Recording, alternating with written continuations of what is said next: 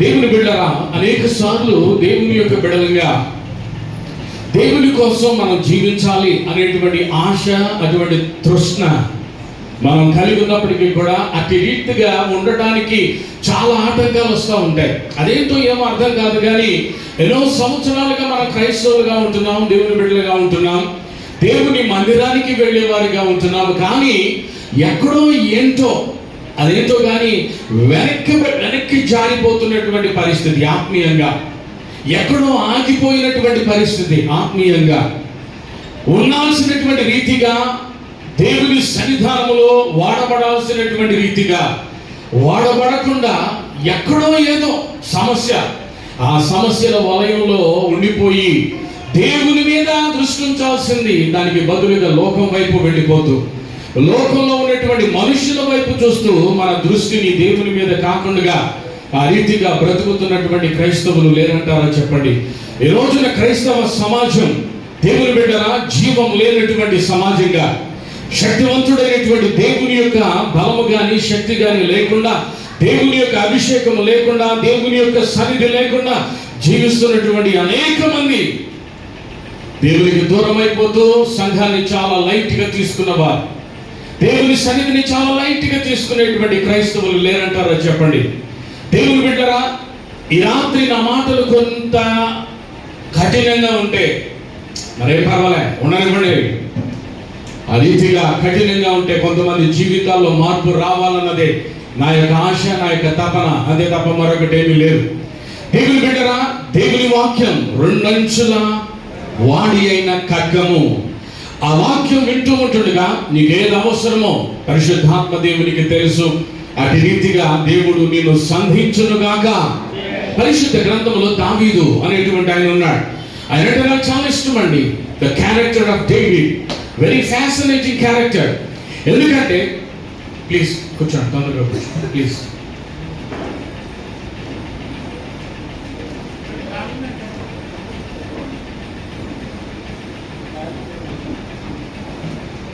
దావీదు ఆయన ఒక గొర్రెల కాపరిగా ఉన్నాడు.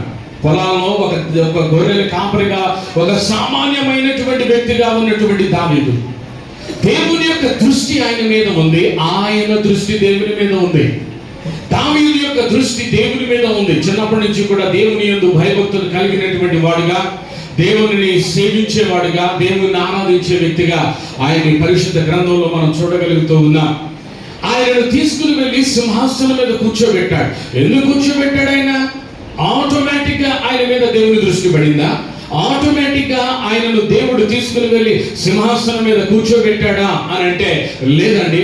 దేవుడు ఆయనను పరిశోధించాడు, పరిశీలించాడు. ఆ రీతిగా ఆయన పరిశీలించిన తర్వాత దేవునికి చాలా ఇష్టడిగా ఆయన కనబడ్డాడు. దేవుని యొక్క హృదయానుసరుడిగా ఆయన కనబడ్డాడు. అందుకనే దావీదును చాలా ఉన్నతమైనటువంటి రీతిగా దేవుడు ఆశీర్వదించినట్టుగా దేవుని వాక్యంలో మనం చూస్తూ ఉన్నాం. చూడండి, 31వ తారీఖు రాత్రి మీకు వాగ్దానాలు తీసుకుని ఉంటారు కదా. నూతన సంవత్సరంలో వాగ్దానాలు ప్రతి వారికి కూడా ఇక్కడ పాస్టర్ గారు ఇచ్చుంటారు. ఆ వాగ్దానాలు చూసిన తర్వాత మీరు చాలా సంతోషపడిపోయి ఉంటారు. అబ్బాయి, ఎంత మంచి వాక్యం వచ్చిందండి, ఎంత మంచి వాగ్దానం వచ్చిందండి, ఈ వాగ్దానం నా జీవితంలో నెరవేర్చబడుతుంది. అప్పటికే నెరవేర్చబడినట్టుగా కూడా ఫీల్ అయిపోతూ ఉంటాం మనం, అవునా కదా చెప్పండి. కాబట్టి ఆ వాగ్దానాలు నీవు తీసుకున్నావు కదా, ఆ వాగ్దానం నీ జీవితంలో నెరవేర్చబడుతుందా? ఎస్ ఆర్ నో చెప్పాలి తొందరగా. ఎస్, నేను నో అంటాను. కొంచెం నా వర్తమానం ఎలా ఉంటుంది, మీరేం కంగారు పడద్దు, టెన్షన్ ఏం పడద్దు. మరలా మిమ్మల్ని దారిలోకి తీసుకొస్తాం, కానీ మిమ్మల్ని కొంచెం టెన్షన్ పెట్టాలి, మిమ్మల్ని కలవర పెట్టాలి అనేటువంటి ఆలోచనతోనే దేవుని వాక్యాన్ని రివర్స్ లో మాట్లాడతాను, అంతే, అంతకంటే ఏమి లేదు. Okay, are you ready? చెప్పాలి, ఆర్ యు రెడీ? నీ చేతిలో దేవుని యొక్క వాగ్దానం ఉన్నంత మాత్రాన ఆ వాగ్దానము నెరవేర్చబడదు. ఫర్ ఎగ్జాంపుల్, నువ్వు ప్రార్థన చేస్తున్నావు, నువ్వు చేసే ప్రార్థనలన్నిటికీ కూడా దేవుడు జవాబిస్తున్నాడా? Yes or no? Yes or no చెప్పాలి, గడి చెప్పాలి. పెద్ద డౌట్ వచ్చేసినప్పుడే చాలా మందికి ఒక్క చిన్న ప్రశ్న అడిగితే అనుమానిస్తున్నారు. ఏంటండి, దేవుని వాగ్దానాన్ని నిన్ను అనుమానిస్తున్నారా? దేవుని వాక్యాన్ని అనుమానిస్తున్నారా? లేకపోతే దేవుణ్ణి అనుమానిస్తా ఉన్నారా? మీ చేతిలో ఉన్నటువంటి మీ వాగ్దానము దేవుడు నెరవేరుస్తాడా? Yes or no? రైట్. మీరు చేసేటువంటి ప్రతి ఒక్క ప్రార్థన దేవుడు వింటున్నాడా? దేవుడు జవాబిస్తున్నాడా? రెండిట్లో ఫెయిల్ అయిపోయారు మీరు. రెండింటికి జవాబు ఉన్నవే నా దగ్గర నుంచి. కారణం ఏంటంటే, ఒకవేళ మనం చేసేటువంటి ప్రార్థనలన్నిటికీ కూడా దేవుడు జవాబిస్తే ఈ రోజున క్రైస్తవ సమాజం ఎందుకుంటుంది ఇలాగా? ఎందుకు ఇలాగుంటుంది? ఎప్పుడైనా ఆలోచించారా? నువ్వు దేవుని మందిరానికి వచ్చి ప్రార్థన చేసినంత మాత్రాన దేవుడు నిన్ను ఆశీర్వదించడు. హలో, దేవుడు నిన్ను ఆశీర్వదించడు. అదేంటండి దీవెన్ కుమార్ గారు ఎలా మాట్లాడుతుంది? ఇలాగే మాట్లాడతానని చెప్పాను ఇందాకే మొదట్లోనే, నా ఇంట్రడక్షన్లోనే. నేను కుదురుగా ఉండను, మిమ్మల్ని కూడా కుదురుగా విననివ్వను. ఇలాగే మాట్లాడతాను. మీకు ఇష్టమైతే వచ్చే సంవత్సరం పిలవండి, ఖాళీగా ఉంటే వస్తా. మనం చేసే ప్రార్థనలు దేవుడు జవాబిస్తున్నాడా, దేవుడు స్పందిస్తున్నాడా, దేవుడు దిగొస్తున్నాడా అని అంటే 100% లేదు అనే జవాబు వస్తుంది. మీరు ఎక్కడైనా సరే, నేను చెప్పే ప్రతి ఒక్క మాట ఛాలెంజ్ చేస్తున్నాను ఇక్కడ, ఛాలెంజ్ చేసి చెప్తున్నాను ఇక్కడ. ఎందుకో తెలుసా? పరిశుద్ధ గ్రంథమైనటువంటి బైబిల్లో కూడా 2 వ్యక్తులు దేవుని మందిరానికి వెళ్ళి ప్రార్థన చేసినట్టుగా బైబిల్లో రాయబడి ఉంది. వారిద్దరు కూడా వెళ్ళింది దేవుని మందిరంలోనికే. వారు అక్కడికి వెళ్ళి చేసిన పని ఏంటంటే ప్రార్థన చేశారు. చెప్పండి అందరు గట్టిగా, ఏం చేశారు వాళ్ళు? నన్ను మించిపోయారండి వీళ్ళు. ఒకసారి గట్టిగా చప్పట్లు కొట్టండి వాళ్ళకి. Okay, right. ప్రార్థన చేశారు. ఒక ఆయన పేరు పరిసయ్యుడు. చెప్పండి, ఏం పేరండి?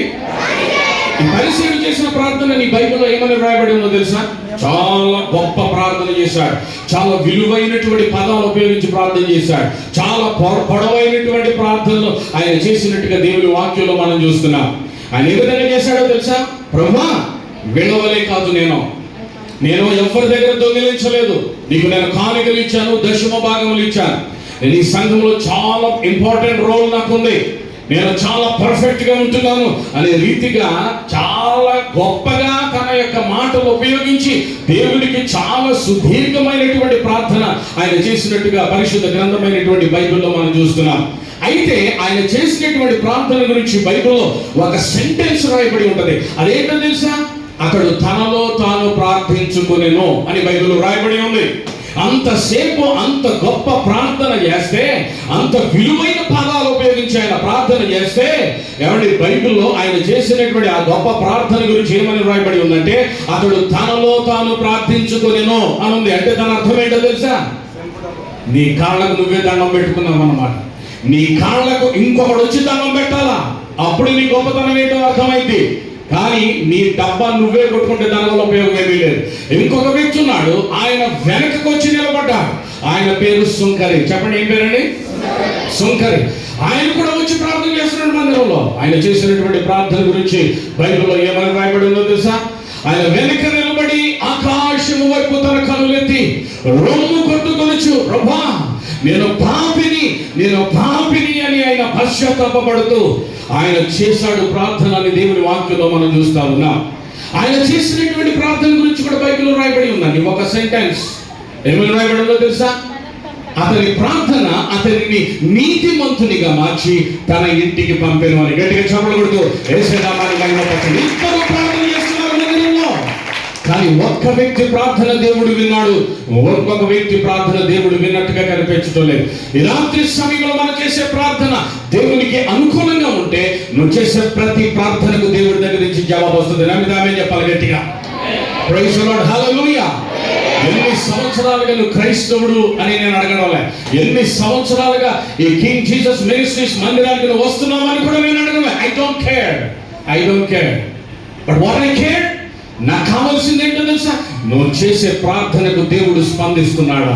నీ ప్రార్థన దేవుడు వింటున్నాడా? సో ఆకాశము తెరవబడి దేవుని యొక్క ఆత్మ దీని మీద వస్తుందా?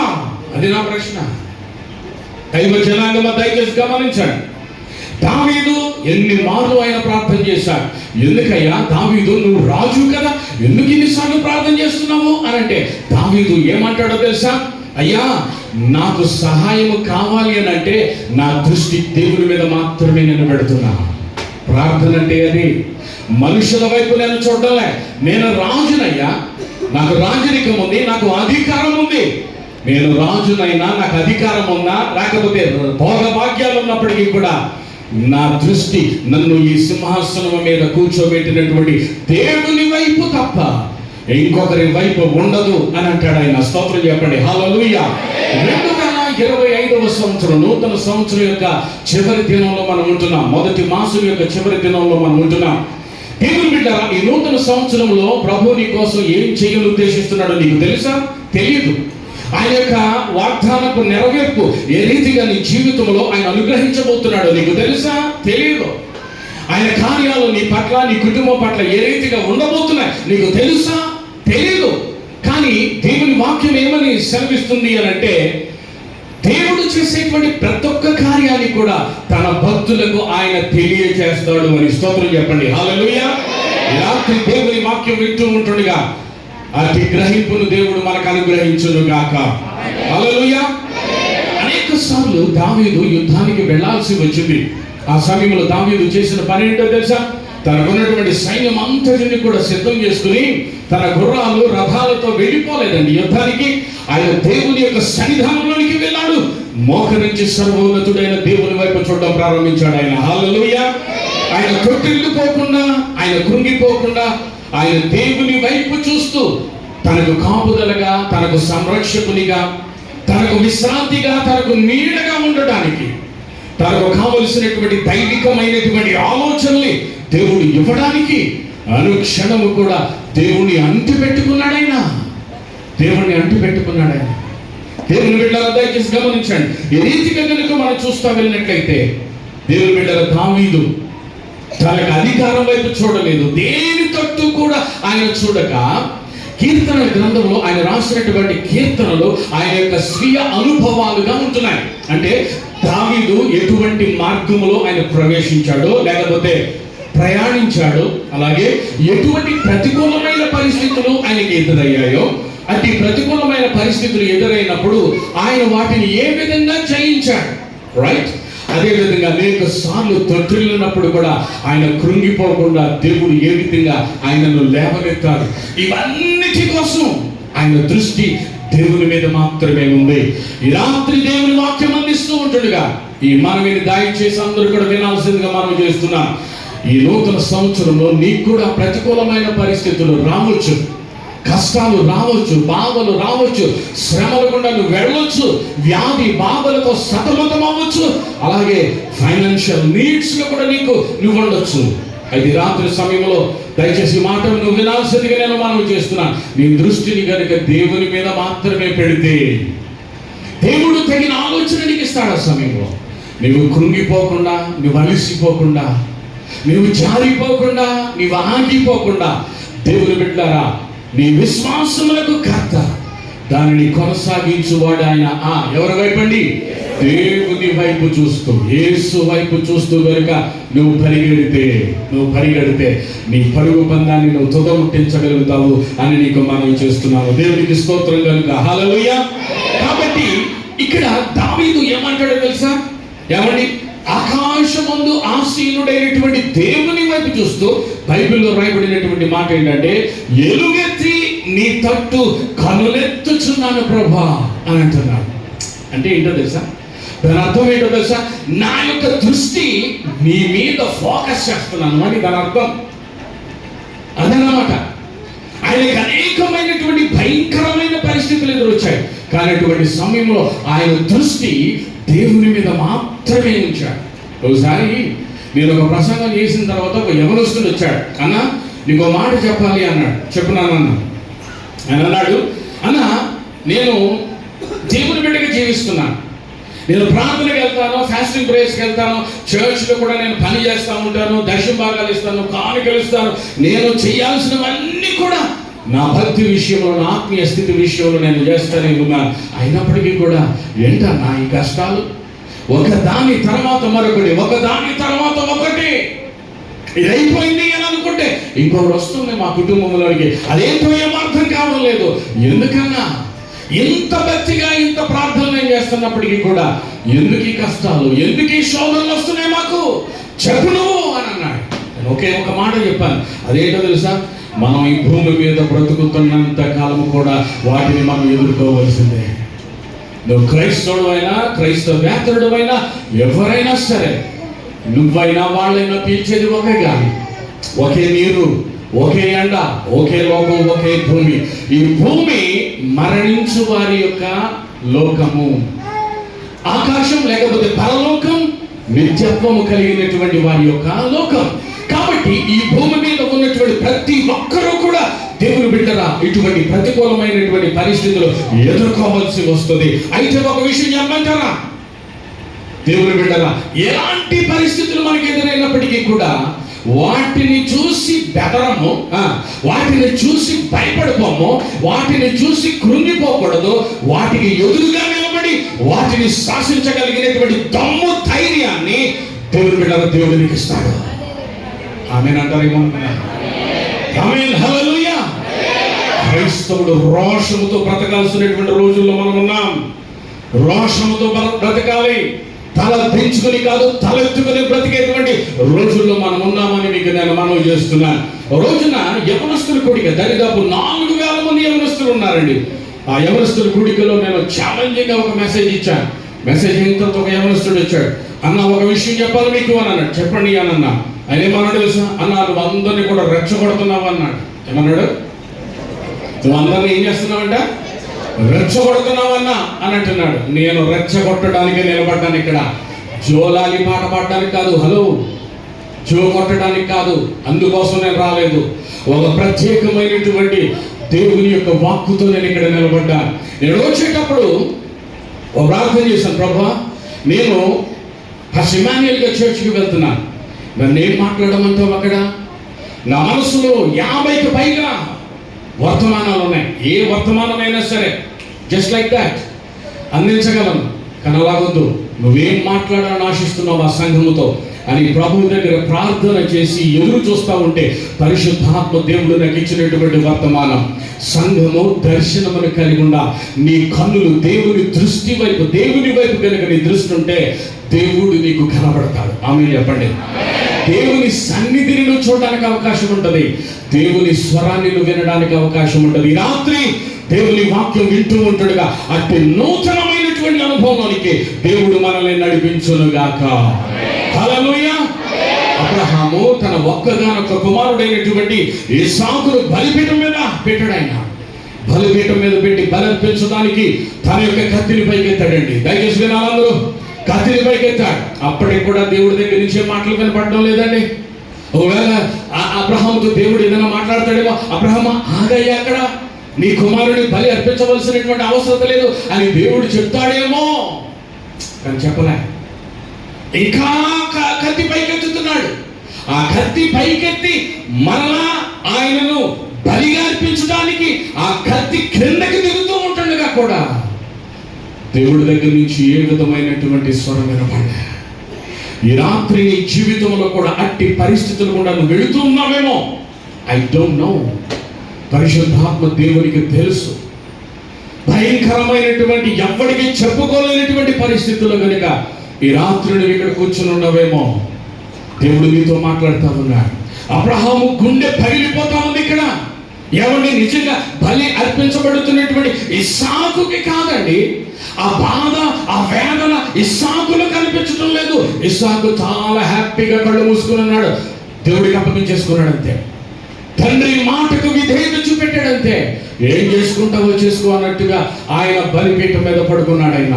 కానీ కత్తి పైకెత్తినటువంటి అబ్రహాము యొక్క గుండె చప్పుడు ఎలా ఉంటుందో ఒక్కసారి ఆలోచన చేయి. అదే కత్తి దిగుతా ఉంది, ఇంకా కొన్ని క్షణాల్లో కత్తి దిగుతూ ఉంది అనంటే ఆ సమయంలో ఆకాశములో నుండి ఒక శబ్దం వినపడుతుంది. అబ్రహామా, ఓ అబ్రహామా. ఎప్పుడైతే ఆ శబ్దం వినబడిందో, స్వరం వినబడిందో, అబ్రహాము కత్తి ఆగిపోయింది అక్కడ. కొన్ని seconds, just fraction of second. ఆ ఫ్రాక్షన్ ఆఫ్ సెకండ్లో కనుక దేవుని స్వరం వినబడకపోతే పరిస్థితి వేరేగా ఉండేది. కానీ ఆ సెకండ్లో దేవుడు మాట్లాడాడు. ఎప్పుడైతే కన్నులెత్తి అబ్రహాము ఆ పొదల వైపు చూస్తూ ఉంటుంటే ఆ పొదల్లో దేవుడు ఒక పొట్టేలును ఆయన సిద్ధపరిచాడు. అక్కడ గట్టిగా చప్పట్లు కొడుతూ హల్లెలూయా, హల్లెలూయా. 90 సంవత్సరాలండి, 90 సంవత్సరాల సేవ, 90 సంవత్సరాలు కనిపెట్టిందట. 90 సంవత్సరాల అవమానాన్ని మోసింది. 90 సంవత్సరాలు గర్భఫలము లేని పరిస్థితి. గొడ్రాలు అని పిలుస్తూ ఉంటే గుండె తరిక్కుపోతా ఉంది. 90 సంవత్సరాలు ఆగాల్సి వచ్చింది దేవుని యొక్క అద్భుతమైనటువంటి కార్యాన్ని జరగడానికి. దేవుని బిడ్డలారా, ఆయన తట్టు చూసిందండి 90 సంవత్సరాలు కూడా. తన దృష్టిని ఆయన వైపు మాత్రమే ఉంచిందామే, మనుషుల వైపు కాదు. మనుషుల వైపు చూస్తుంటే హేళన, మనుషుల వైపు చూస్తుంటే అవమానం, మనుషుల వైపు చూస్తుంటే లేనిపోని సూటి మాటలు. ఈ రాత్రి కనుక అటువంటి పరిస్థితి నీ జీవితంలో కూడా కనబడుతుంటే ఉంటుంటే పరిశుద్ధాత్మ దేవుడు నీతో మాట్లాడుతున్నాడు. వాటిని ఏం పట్టించుకోవద్దమ్మా, వాటిని ఏమి పట్టించుకోవద్దు. నీ దృష్టిని నా వైపు మాత్రమే ఉంచు, నేను అద్భుతాలు చేయగలిగినటువంటి దేవుణ్ణి అని అంటున్నాడు ఆయన. స్తోత్రం చెప్పండి, హల్లెలూయా. ఈ రాత్రి 2 ప్రత్యేకమైనటువంటి దర్శనముల గురించి నేను మీతో మాట్లాడాలని ఆశపడుతూ ఉన్నాను. ప్రకటన గ్రంథం దయచేసి చూడండి. ప్రకటన గ్రంథం 4వ అధ్యాయము మొదటి 3 వచనాలు. ప్రకటన గ్రంథము 4వ అధ్యాయము మొదటి 3 వచనాలు. ఓకే, నేను చదువుతున్నాను ఎందుకంటే నేను కొంచెం ఫాస్ట్గా వెళ్ళిపోవాలి. మీరు తీసి ఎంతసేపు చదువుతారో ఏం సంగతో. ఒకవేళ మైక్ ఉంటే గట్టిగా చదవగలిగితే, నా స్పీడ్లో మీరు కూడా ఉండగలిగితే కమాన్.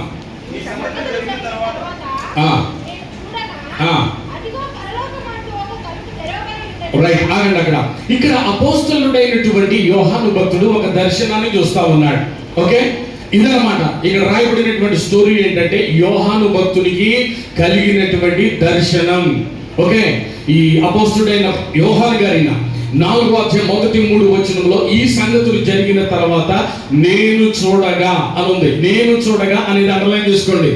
నేను చూడగా తర్వాత అదిగో పరలోకమందు ఒక తలుపు తెరవబడి ఉండెను, మరియు నేను మొదట వినిన స్వరము భూరధ్వని వలె నాతో మాట్లాడిగా వింటిని. దేవుని యొక్క స్వరాన్ని వింటున్నాడు. భూరధ్వని వలె నాతో మాట్లాడుగా వింటిని. ఒక స్వరము వినబడుతుంది. ఆ మాట్లాడిన వాడు ఎక్కడికి ఎక్కి రమ్ము, ఇక మీదట జరగవలసిన వాటిని నీకు కనబరుస్తాను అని అంటున్నాడు. వెంటనే నేను ఆత్మవశుడినైతిని, అదిగో పరలోకమందు ఒక సింహాసనము వేయబడెను.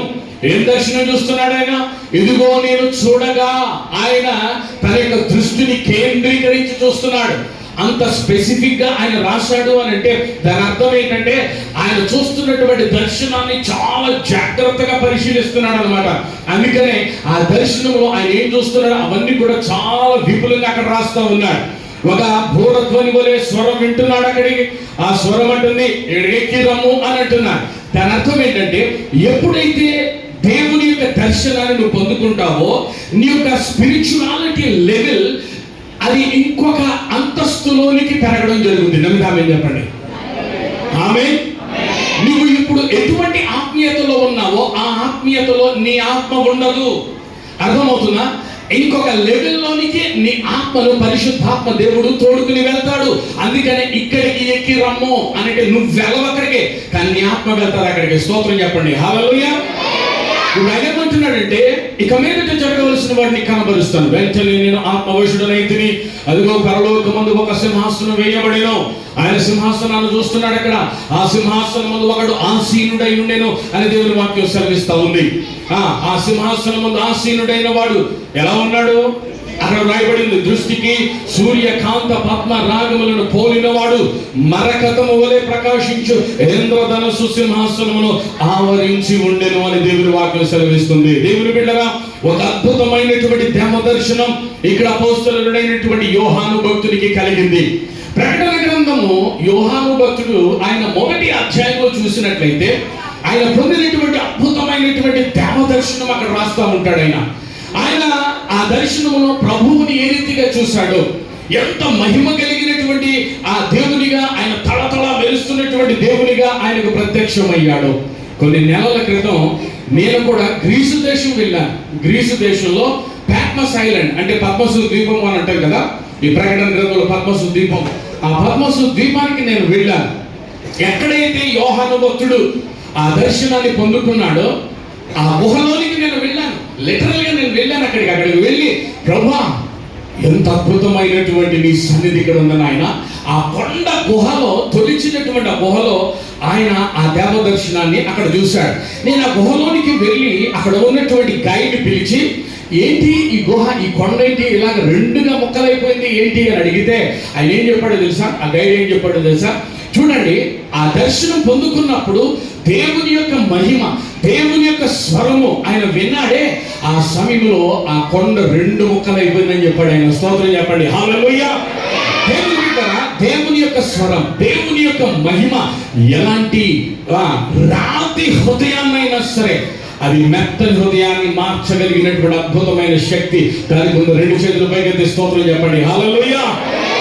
అక్కడ యోహాను పరవాసి అయి ఆయన అక్కడ పడున్నాడు. చచ్చిన వాడిగా పనున్నాను అని దేవుని వాక్యంలో రాయబడి ఉంటుంది కదా.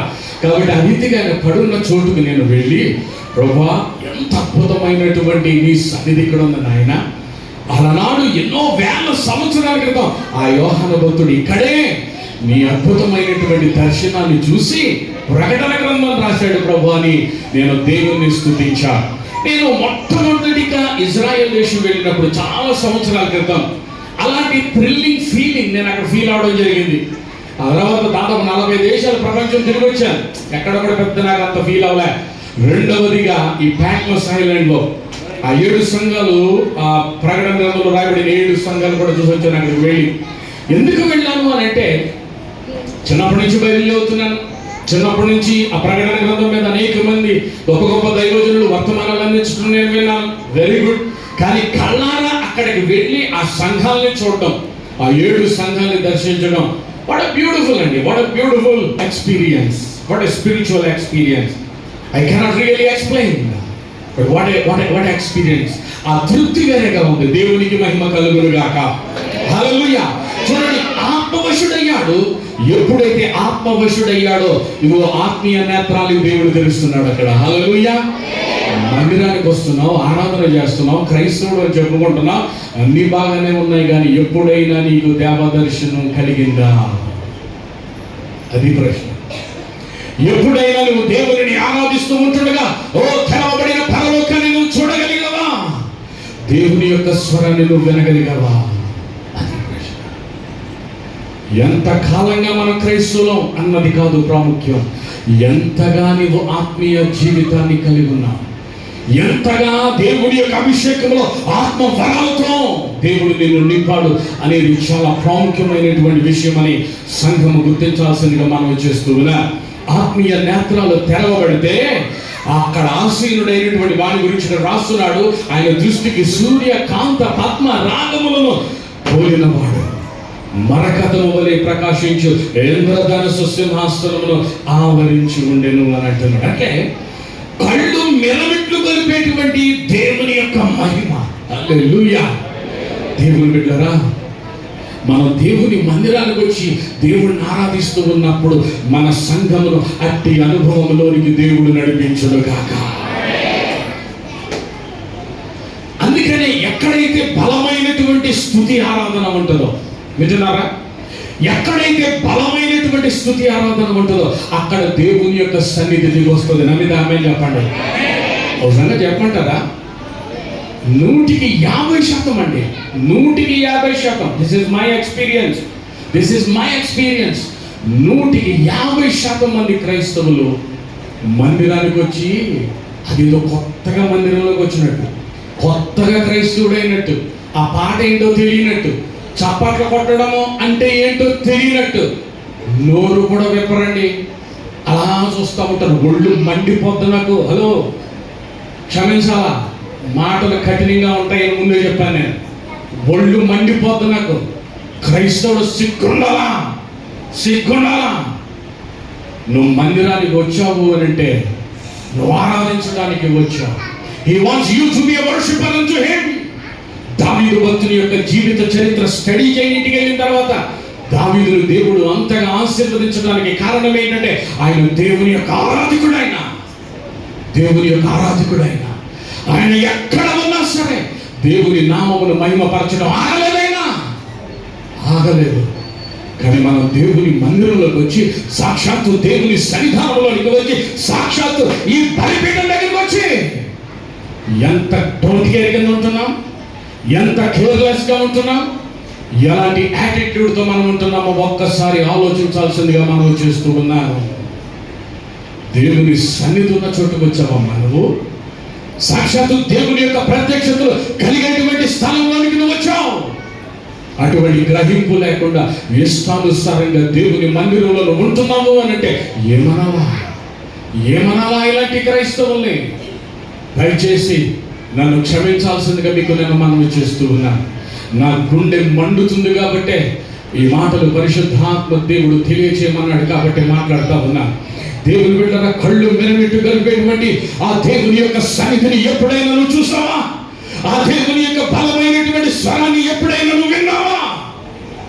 దేవుని యొక్క వాక్యం ప్రకటించబడుతూ ఉంటుండగా దేవుడు నీతో ఎప్పుడైనా సరే మాట్లాడాడా? ఎలా వచ్చావో తిరిగి అలాగే వెళ్ళిపోతా ఉన్నా. సంవత్సరాలు గతించిపోతున్నాయి, కానీ దేవుని యొక్క కార్యాలు నీలో కానీ, నీ కుటుంబంలో కానీ, నీ పిల్లల్లో కానీ ఏం జరగడం లేదు అని అంటే ఏమనాలా? ఆలోచించండి. దైవజనాంగమా, ఈ నూతన సంవత్సరంలో రాక్ సంఘానికి దేవుడు ఒక దర్శనాన్ని ఇచ్చాడు. ఆ దర్శనం ఏంటో తెలుసా? సంఘంలో ఉన్నటువంటి ప్రతి ఒక్కరూ కూడా 5 ఆత్మల్ని దేవుని మందిరానికి నడిపించాలి ఈ సంవత్సరం. That is the target. And every believer in the church, సంఘంలో ఉన్నటువంటి ప్రతి ఒక్క విశ్వాసి ఆ దర్శనాన్ని కలిగి ఉండాల్సిందే. లేకపోతే చాలా సంఘాలు ఉన్నాయి బయట తలుపులు తీసేమంటాయి, ఎక్కడికైనా వెళ్ళి కూర్చోవచ్చు. హలో, దేవుని మందిరం అంటే ఒక రూల్, ఒక రెగ్యులేషన్ ఉన్నాయి. ఇష్టం వచ్చిన రీతిగా నేను వస్తాను, నా ఇష్టం వచ్చినప్పుడు నేను వస్తాను, నాకు వీలు లేదంటే లేచి వెళ్ళిపోతాను అని అంటే హలో, ఇల్లు కాదు ఇది, నీ ఇల్లు కాదు, దేవుని మందిరం. అందరూ చెప్పండి ఈ మాట. మనం ఎక్కడున్నాం? దేవుని మందిరంలో ఉన్నాం. యోహాను భక్తుడు ఇక్కడ దేవ దర్శనాన్ని చూస్తున్నాడు. అక్కడ చూడు, ఆ మహిమ మధ్యలో ఒక సింహాసనం కనబడుతుంది. అది దేవుని యొక్క సింహాసనం. హల్లెలూయా, హల్లెలూయా, హల్లెలూయా, హల్లెలూయా, హల్లెలూయా. ఈ రాత్రి దేవుని వాక్యం వింటూ ఉంటుండగా నీ ఆత్మీయ నేత్రాలు దేవుడు తెరచునుగాక. దేవుని యొక్క స్వరం నీవు విందువుగాక. కీర్తనకారుడు 103వ కీర్తన 19వ వచనంలో ఏమంటాడో తెలుసా? యెహోవా ఆకాశమందున్నాడు, ఆయన తన సింహాసనమును స్థిరపరిచి ఉన్నాడు, ఆయన అన్నిటి మీద రాజ్యపాలన చేస్తున్నాడు. రైట్, ఇంకొంచెం వాక్యంలోనికి ముందుకు వెళ్తున్నా. దేవుని బిడ్డలారా, ఆయన సింహాసనం మీద ఉన్నాడు. కాబట్టి ఈ రాత్రి దేవుని వాక్యం వింటూ ఉంటుండగా మన యొక్క దృష్టి సింహాసనాసీనుడైనటువంటి దేవుని మీద ఉండునుగాక. ఓకే, బైబిల్లో చాలా రకాలైనటువంటి సింహాసనాలు ఉన్నాయి. మీరు భలే వింటున్నారండి. మిమ్మల్ని చూస్తుంటే నాకు ఇంకా వాక్యం చెప్పాలని చాలా ఆశగా ఉంది. కాబట్టి నేను మంచి మంచి పాయింట్స్ చెప్తా ఉంటాను. కాకపోతే కొంచెం సూపర్ ఎక్స్ప్రెస్ లైన్ వెళ్ళిపోతాను. మీరు టక రాసేసుకోవాలి, ఓకేనా? మీలో ఎంతమందికి తెలుసు బైబిల్లో చాలా రకాలైనటువంటి సింహాసనములు ఉన్నాయి. దేవుని యొక్క సింహాసనములు ఉన్నాయి. ఫర్ ఎగ్జాంపుల్, మీరు ప్రార్థన చేసేటప్పుడు ప్రభువా నీ కృపాసనం మీద మేము చేరి వచ్చినాం నాయన అని ప్రార్థన చేస్తాం. అవునా కదా? చెప్పండి. దేవుని యొక్క కృపాసనం దగ్గరికి మనం వచ్చాం. ప్రభువా నీ సింహాసనం ఎదుట నిలబడ్డాము అని ప్రార్థన చేస్తాం. ప్రభువా నీ సింహాసనం ఎదుట నేను ఆరాధన చేస్తున్నాము అని అంటాం. అంటే దేవుడు సింహాసనము మీద ఉన్నాడు. ఓ విషయం చెప్పంటారా? And this is a good news. The cross is empty. అందరూ చెప్పండి ఈ మాట. The cross is empty. యేసు సిలువలో లేడు, యేసు సింహాసనం మీద ఉన్నాడు. ఈ రాత్రి సమయంలో గట్టిగా చప్పట్లు కొడుతూ యేసు నామమున పట్టండి. హల్లెలూయా. నాకు చాలా ఇష్టమైనటువంటి మాట. My Jesus is not on the throne. Not on the cross. Jesus is not on the cross. And the cross is empty. And Jesus is on the throne. That is a good news. అంటే దాని అర్థం ఏంటో తెలుసా? యేసయ్య సింహాసనం మీద ఉన్నాడు అని అంటే is under control of my situation, is under control of every situation. కాబట్టి దేని విషయంలో కూడా మనం భయపడాల్సినటువంటి పని లేదు.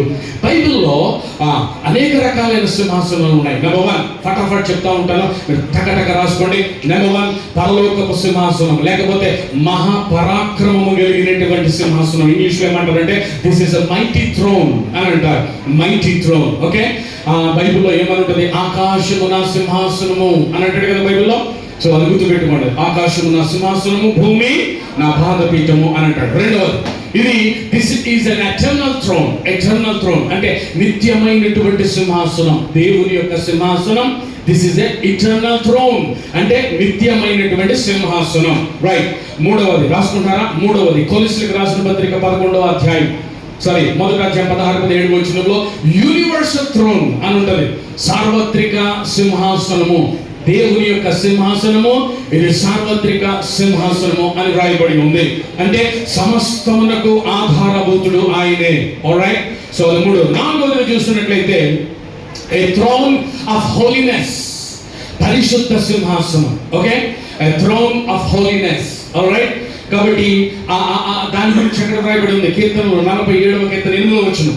47వ కీర్తన. నేను ఊరికనే సింహాసనము పలానా సింహాసనం అని పేరు మాత్రం నేను చెప్పడం లేదు, దాని యొక్క రెఫరెన్స్ కూడా మీకు ఇస్తున్నాను. ఓకే, సో మీరు ఇంటికి వెళ్ళిన తర్వాత దాన్ని బాగా స్టడీ చేయండి. కీర్తనలు 47వ కీర్తన 8వ వచనం. దేవుడు పరిశుద్ధ సింహాసనము మీద ఆసీనుడై ఉన్నాడు అని ఉంటుంది బైబిల్లో. ఆల్రైట్. రైట్. ఐదవది చూసినట్లయితే this is an exalted throne. Okay, exalted throne, దాని గురించి మనం వస్తాం తర్వాత. Next, a throne of righteousness. A throne of righteousness, నీతికి ఆధారమైన సింహాసనం బైబిల్లో రాయబడిన మాట. అలాగే ఏ థ్రోన్ ఆఫ్ జస్టిస్, తీర్పు తీర్చే న్యాయపీఠం, న్యాయ సింహాసనం. ఓకే, న్యాయమునకు ఆధారమైనటువంటి సింహాసనం అని బైబిల్లో రాయబడి ఉంది. ఆ తర్వాత a throne of supreme authority. Okay, a supreme authority, తీర్పు తీర్చే సింహాసనం అన్నమాట. యేసయ్య రెండవ రాకడ వచ్చినప్పుడు ప్రతి ఒక్కరు కూడా ఆయన సింహాసనం ఎదుట నిలబడాల్సిందే. ఆయన యూదా గోత్రపు సింహముగా ఆయన తీర్పు తీర్చేటువంటి ఆ రోజు రానై ఉంటుంది. రైట్. అలాగే పశ్చాత్తాపపడినటువంటి ప్రతి పాపి కూడా ఆయన దేవుని యొక్క కృపాసనం ఎదుకు వస్తాడు అని కూడా మనం చూస్తున్నాం. కృపా కనికరములు గల సింహాసనం. ఓకే, నేను బైబిల్లో కొన్నిటిని మాత్రం మీకు ఇప్పుడు చెప్పాను, అవన్నీ చెప్పడానికి సమయం లేదు. ఎందుకంటే మన మెయిన్ ఫోకస్ ఇంకొక దర్శనంలోనికి మిమ్మల్ని నేను తీసుకుని వెళుతున్నాను. యెషయా గ్రంథము 6వ అధ్యాయము మొదటి 7 వచనాలు. యెషయా గ్రంథము 6వ అధ్యాయము మొదటి 7 వచనాలు. ఇది మనందరికీ తెలిసినటువంటి వాక్య భాగం. చాలా సార్లు దైవ సేవకులు దీని మీద వర్తమానం అందించడం కూడా మీరందరూ కూడా వినే ఉంటారు. అయితే రాత్రి సమయంలో పరిశుద్ధాత్మ దేవుడు మరొక రీతిగా మనతో మాట్లాడును గాక. రైట్, చదువుదాం. యెషయా అత్యున్నతమైన సింహాసనాసీనుడైన ప్రభువుని చూచుట అనేటువంటిది యెషయా గ్రంథము మొదటి అధ్యాయంలో ఇక్కడ మనం చూస్తూ ఉన్నాం. మొదటి వచనంలో 6వ అధ్యాయము మొదటి వచనంలో మనం చూస్తా ఉన్నాం. యెషయా గ్రంథము 6వ అధ్యాయము మొదటి వచనంలో మనం చూస్తా ఉన్నాం. ఓకే, రాజైన ఉజ్జియా మృతి పొందిన సంవత్సరమున అత్యున్నతమైన సింహాసనమందు ప్రభువు ఆసీనుడై ఉండగా నేను చూచితిని. రైట్, అది సరిపోతుంది. ఇప్పుడు మనకి ఈ రాత్రి దాని గురించి మన వాక్యాన్ని ధ్యానం చేద్దాం. అత్యున్నతమైన సింహాసనము మీద ఆసీనుడై ఉన్న ప్రభువును చూచితిని అని అంటున్నాడు ఆయన. అత్యున్నతమైన సింహాసనము అంటే దాని అర్థం ఏంటో తెలుసా? ఇక దానికంటే ఉన్నతమైనటువంటి సింహాసనము లేదన్నమాట. పరలోకంలో, భూలోకంలో ఉన్న సంగతి పక్కన పెట్టండి, అసలు అలాంటిది ఉండదు. పరలోకంలో కూడా అంతకంటే ఉన్నతమైనటువంటి సింహాసనం మరి ఎక్కడ లేదు. అత్యున్నతమైనటువంటి సింహాసనాసీనుడైనటువంటి ప్రభువును ప్రవక్త అయినటువంటి యెషయా గారు చూస్తూ ఉన్నారు.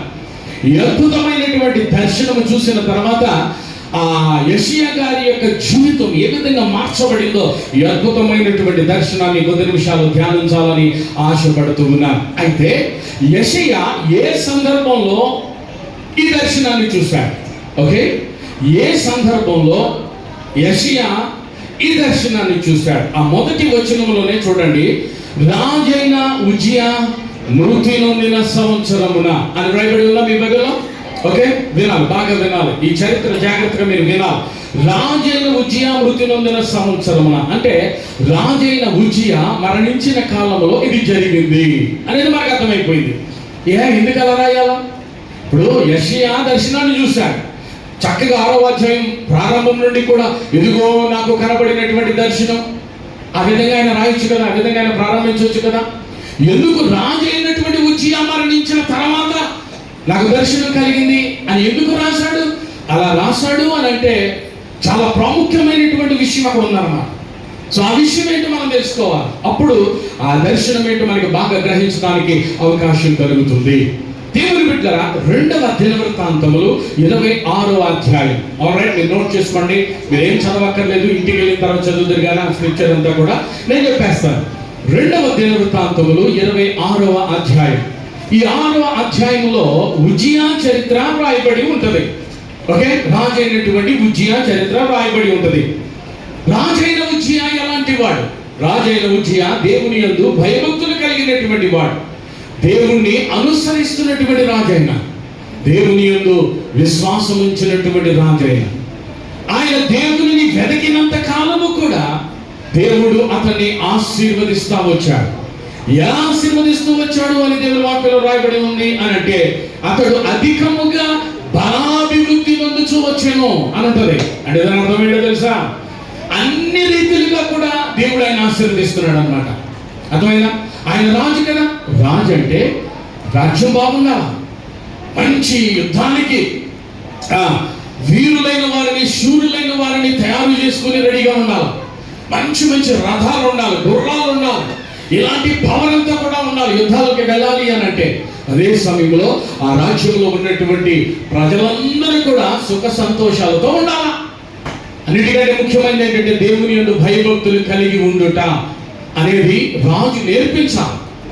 అది సో ఇక రాయబడిన మాట ఏంటంటే, దేవుడు ఆయనకు అధికముగా బలాభివృద్ధి నందుచు వచ్చాడు అని దేవుని వాక్యంలో చూస్తున్నాం. అయితే 16వ వచనం దగ్గరికి వచ్చేటప్పటికి చూడండి పరిస్థితి ఎలా ఉందో చూడండి. అయితే 16వ వచనం దగ్గర చదవండి. అయితే అతడు స్థిరపడిన తర్వాత అతడు మనస్సున గర్వించి చెడిపోయి. అది అయితే అతడు స్థిరపడిన తర్వాత అతడు మనస్సును గర్వించి చెడిపోయెను అని దేవుని వాక్యంలో సెలవిస్తా ఉన్నాడు.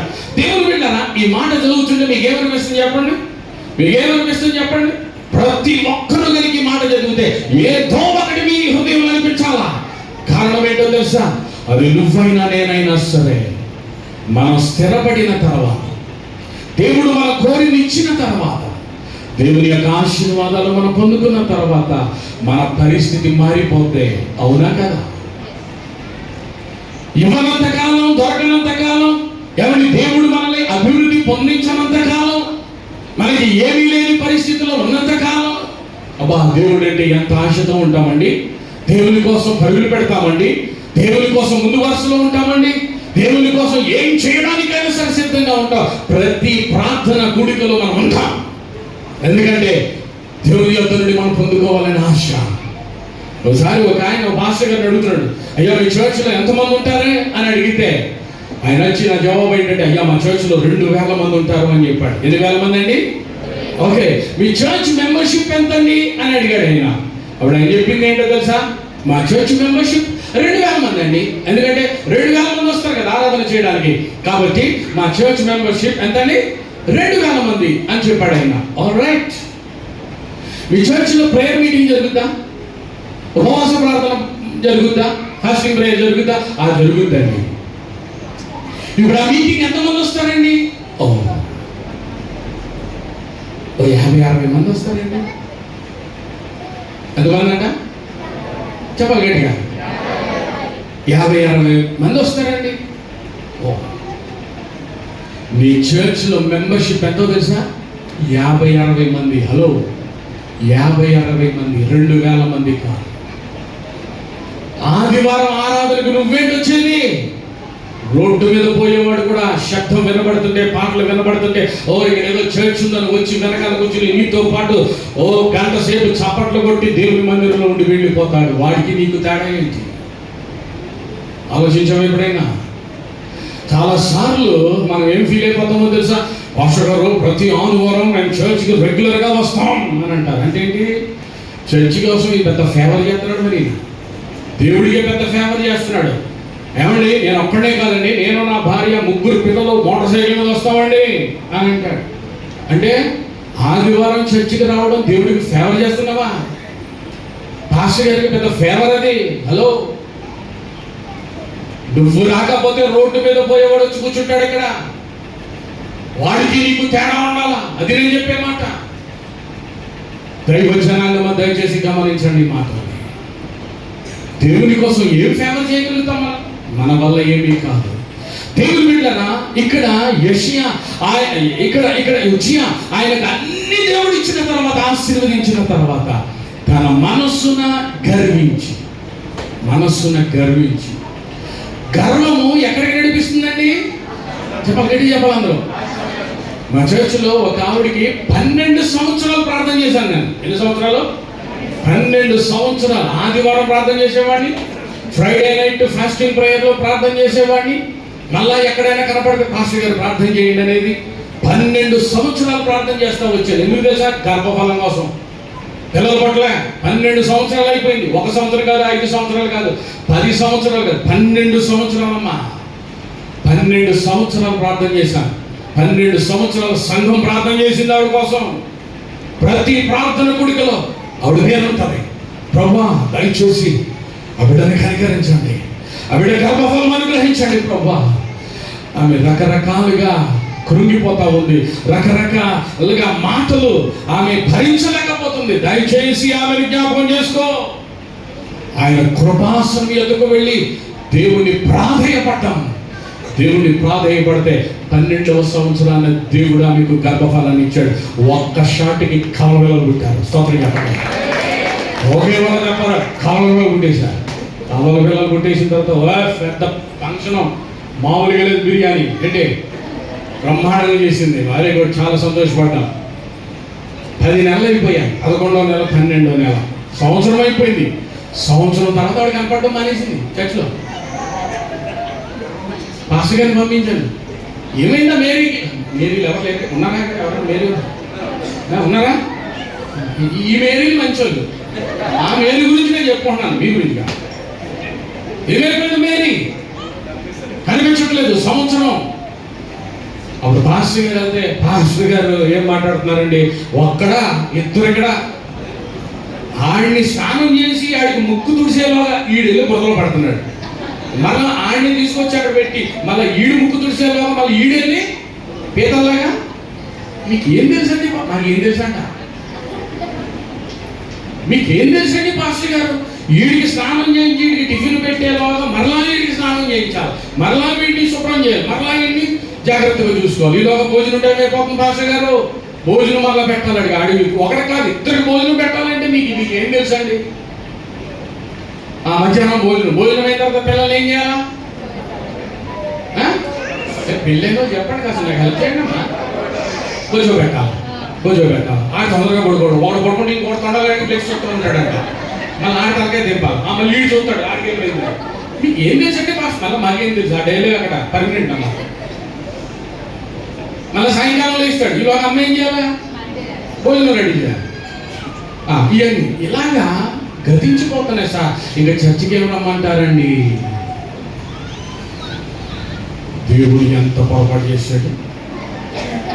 12 సంవత్సరాలు దేవుడు పిల్లలు ఇవ్వలేదు అని అంటే మేము ఏదో అనుకున్నాం. ఇప్పుడు అర్థమైపోయిందిలే. ఇప్పుడు అర్థమైంది నాకు బాగా. 12 సంవత్సరాలు ఇవ్వలేదంటే ఇలా చేస్తుందని ముందే ఆయన తెలుసు కదా, చర్చి మానేద్దని తెలుసు కదా. ఒకసారి చెప్పమంటారా? ఇద్దరికి ఒకేసారి టైఫాయిడ్ వచ్చింది. ఏంటి అలా చూస్తున్నా? చూసి దేవులేదు. ఇంకా ఇద్దరికి ఒకేసారి టైఫాయిడ్ వచ్చింది. ఇప్పుడు ఎవరు గుర్తొస్తారు? గట్టి చెప్పాలా? అప్పటికే అన్ని హాస్పిటల్ తిరిగేసింది. ఏంటి అమ్మగారు అప్పటికే హాస్పిటల్ తిరిగేసింది. అప్పుడు వచ్చేసింది నా దగ్గరికి, పాస్టర్ గారు మీరు ప్రార్థన చేయాలా? మీ ప్రార్థన దేవుడు వింటాడు. నిజంగానా? నా ప్రార్థన వింటాడు. నీ పట్ల విండాయన. నేనేమన్నా మామూలున్నా? నేను చేయను ప్రార్థన. ఈ పాస్టర్ అంటే కొంతమంది భలే వెలకొలం అండి. తేగ దొరుకుతారు పాస్టర్లో. నేను మాత్రం కడుపు కాల్చుకుని నేను ప్రార్థనలో ఉండాలి. ఈ అమ్మగారు మాత్రం షాపింగ్ అంటుంది. ఒకసారి ఏమైంది తెలుసా? ఒక ఫ్రైడే నైట్ నేను ఫ్రైడే నైట్ ప్రేయర్లో ఉన్నాను. ప్రేయర్లో ఉండి మధ్యలో నేను వేరే పని మీద నేను మాల్కి వెళ్ళవలసి వచ్చింది. అర్జెంటుగా మాల్కి వెళ్ళాలి. అక్కడంతా కూడా వాళ్ళు చెక్ అన్నీ చూశారు, ఏవో కొంటున్నారు. సార్ ఒక్కసారి మీరు వచ్చి ఇది చూసి ఓకే అంటే మా చర్చ్ యానివర్సరీ కోసం ఆ బట్టలకి ఇట్లా ఏమంటున్నారు, ఒక్కసారి మీరు వచ్చి వీటికి ఓకే అంటే మేము కొనేస్తాం సార్, ప్లీజ్ దయచేసి రండి అని అంటే, అయ్యా నేను ప్రార్థనలో ఉన్నాను, ఇక్కడ ఫాస్టింగ్ ప్రేయర్లో ఉన్నాను అని అంటే, సార్ ప్లీజ్ ఒక్కసారి మీరు రండి. నువ్వు ప్రార్థనలో ఉన్నప్పుడే సైతం చూపిస్తుంది బాగా, వాళ్ళు కొనుక్కొచ్చేసి కదా నేనే రావాలా టైంలో, నేను ప్రార్థనలో ఉన్నాను కదా. సరే నీ ప్రార్థన మధ్యలో దొంగసాటికి వెళ్ళాను. అక్కడికి వెళ్ళేటప్పటికి దానికి ముందు ఆ ప్రార్థనలో మా పాస్టర్ గారు ఒక ఆవిడ పేరు పెట్టి, ప్రభా ఆవిడ మంచం మీద ఉందంట, చాలా బలహీనత, లేవలేని స్థితిలో ఉంది ప్రభా, మందిరానికి కూడా రాలేని స్థితి నాయన అని ప్రార్థన చేయడం విన్నాను. అక్కడికి వెళ్ళేటప్పుడు షాపింగ్లో ఉందావిడ, అక్కడికి వెళ్ళేటప్పుడు షాపింగ్లో ఉందావిడ.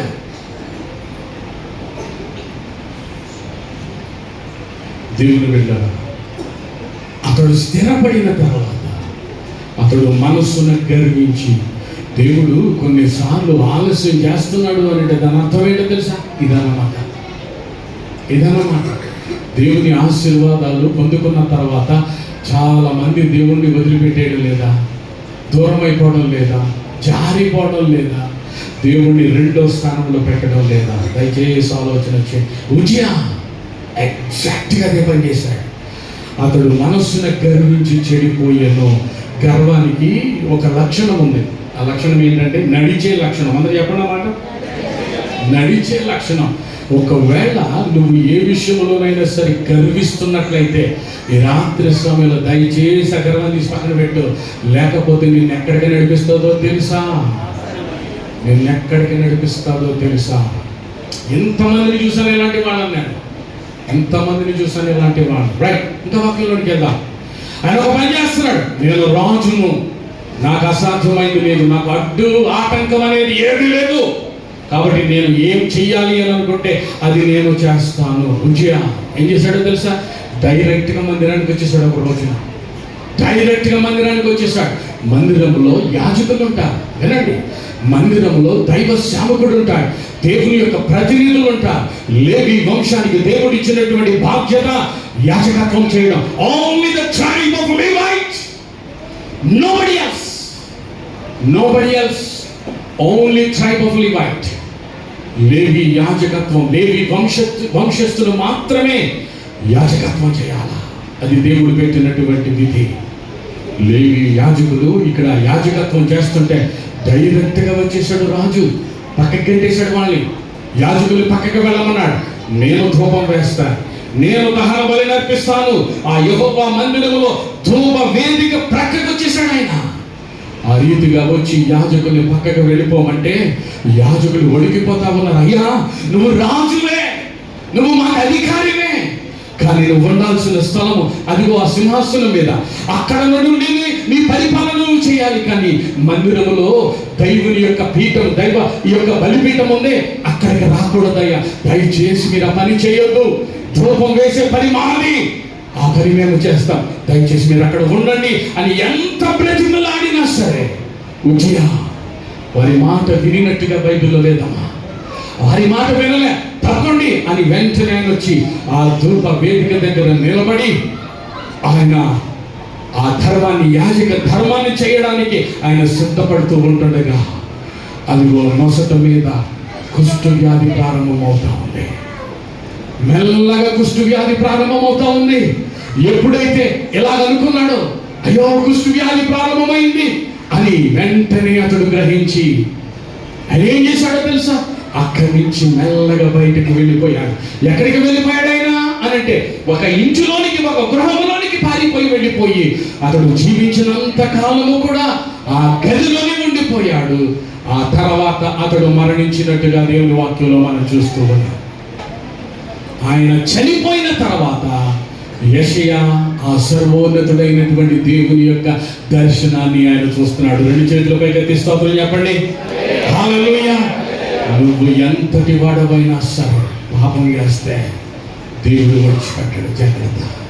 నువ్వు రాజు అవ్వచ్చు, అధికారం అవ్వచ్చు, ఇంకొకటి అవ్వచ్చు, పాపం చేస్తే దేవుడు దానిని సహించడయ్యా.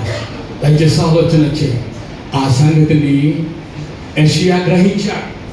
ఎప్పుడైతే యెషయా గ్రహించాడో దేవుడు ఎంత పరిశుద్ధుడో ఆ విషయాన్ని గ్రహించినప్పుడు దేవ దర్శనాన్ని చూడటం ప్రారంభించాడు. అదనమాట, అక్కడి నుంచి ప్రారంభం ఈ దర్శనం. ఆల్రైట్, మరలా అక్కడికి వస్తున్నాను చూడండి. ఈ అత్యున్నతమైన సింహాసనము పైన ఆసీనుడైనటువంటి ప్రభువును యెషయా చూస్తున్నాడు. ఆ సింహాసనం చుట్టూ ఏముంది? ఏం చూస్తున్నాడు ఆయన? శరాపుల్ని చూస్తున్నాడు. అందరూ చెప్పండి, ఏంటది? ఎవరు చూస్తున్నాడు? శరాపుల్ని చూస్తున్నారు. వారు తడతల మెరుస్తూ ఉన్నారు. వారు చాలా అందంగా ఉన్నారు. వారు ఏమంటున్నారు? ఓ ప్రభు పరిశుద్ధుడు పరిశుద్ధుడు పరిశుద్ధుడు అని ప్రతిగానములు చేస్తున్నట్టుగా దేవుని వాక్యంలో మనం చూస్తూ ఉన్నాం. శరాపులు అని రాశాడు బైబిల్లో. శరాపులు అంటే ఏంటో తెలుసా? మహాదూతలు అని అర్థం. అందరూ చెప్పండి అన్నమాట. మహాదూతలు. వారు దేవుని ఆరాధిస్తూ ఉంటే, వినండి ఎలా చూడండి, దేవుణ్ణి వారు ఆరాధిస్తూ ఉంటే ఆ దేవాలయము యొక్క గుమ్మములు దద్దరిల్లిపోతా ఉన్నాయంట. స్తోత్రం చెప్పండి. హల్లెలూయా. దేవాలయం యొక్క పునాదులు వణికిపోతా ఉన్నాయి. అలాగే దర్శనాన్ని చూస్తున్నటువంటి యెషయా కూడా వణికిపోతా ఉన్నాడు.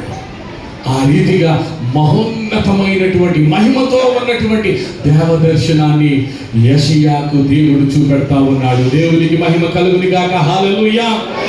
ఆ దర్శనాన్ని చూస్తుంటే దేవాలయం అంతా కూడా పొగతో దేవుడు నింపేశాడు. ఒక పొగ దేవాలయమును నిండుకున్నది. ఆ పొగలు ఏమంటారు అని అంటే ద షకైన గ్లోరీ ఆఫ్ గాడ్. ఇది షకైన దేవుని యొక్క మహిమ. ఆ మేఘం దిగొచ్చింది. అనేక సార్లు బైబిల్లో దేవుని యొక్క స్వరం కనబడినప్పుడు కానీ, దేవుని యొక్క మహిమ దిగొచ్చినప్పుడు కానీ, సాక్షాత్తు దేవుడే దిగొచ్చినప్పుడు, లేకపోతే దేవుని యొక్క దూతలు దిగొచ్చినప్పుడు మేఘము మీద రావడం అనేది బైబిల్లో రాయబడి ఉంటుంది. అవునా కదా? చెప్పండి. మేఘము మీద ఆసీనుడై ఉన్నాడు. పాటలు కూడా మనం పాడుతూ ఉంటాం. మేఘము దేవునికి అది సాదృశ్యంగా కనబడుతుంది. ఇది షకైన మేఘం. ఈ మేఘము మందిరం అంతా కూడా నింపేసిందంట. ఆ రీతిగా శరాపులకు అద్భుతమైనటువంటి పరిచర్య, దేవుని యొక్క సన్నిధి, దేవుని యొక్క మహిమను ఇక్కడ యెషయా భక్తుడు చూస్తా ఉన్నాడు. ఆయన చూస్తుంటే దేవుడు ఎంత పరిశుద్ధుడో, ఎంత మహిమ గలవాడో దర్శనాన్ని చూస్తుంటే తట్టుకోలేకపోతా ఉన్నాడు. ఆయన సంగతి అలా ఉంచండి. అక్కడ ఉన్నటువంటి శరాపులు ఉన్నారే, ఆ దేవుని యొక్క పరిశుద్ధత, ఏమండి, ఎంత పరిశుద్ధుడో, ఎంత మహిమ గల దేవుడు. ఆ యొక్క గొప్ప మహిమను, ప్రకాశమానమైనటువంటి దేవుని యొక్క సన్నిధిని ఇవి చూడలేక వారి యొక్క రెండు రెక్కలతో తమ యొక్క ముఖాన్ని కప్పుకున్నట్టుగా దేవుని వాక్యంలో మనం చూడగలుగుతున్నాము. స్తోత్రం చెప్పండి. హల్లెలూయా. ఎందుకంటే శరాపులే మహాదూతలు, వాటికంటే ఇంకా గొప్ప దేవుని యొక్క సన్నిధి. నువ్వు దేవుణ్ణి ఆరాధిస్తూ ఉంటే, అందుకని బైబిల్లో రాయబడి ఉంది, దేవుణ్ణి ఆరాధించేవారు ఎలా ఆరాధించాలండి? గట్టిగా చెప్పండి. ఆత్మతో సత్యం. ఏం జరుగుతుందో తెలుసా? నీవు దేవుని యొక్క ఆత్మవశుడుపై దేవుణ్ణి ఆరాధిస్తూ ఉంటే నీ ఆత్మ దేవుని యొక్క ఆత్మతో శృతి చేయబడుతుంది. గట్టిగా చెప్పండి.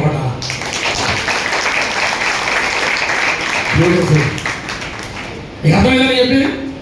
నీవు ఆత్మలో లీనమైపోతే నీ ఆత్మ దేనితో శృతి చేయబడుతుంది? పరిశుద్ధాత్మతో శృతి చేయబడుతుంది.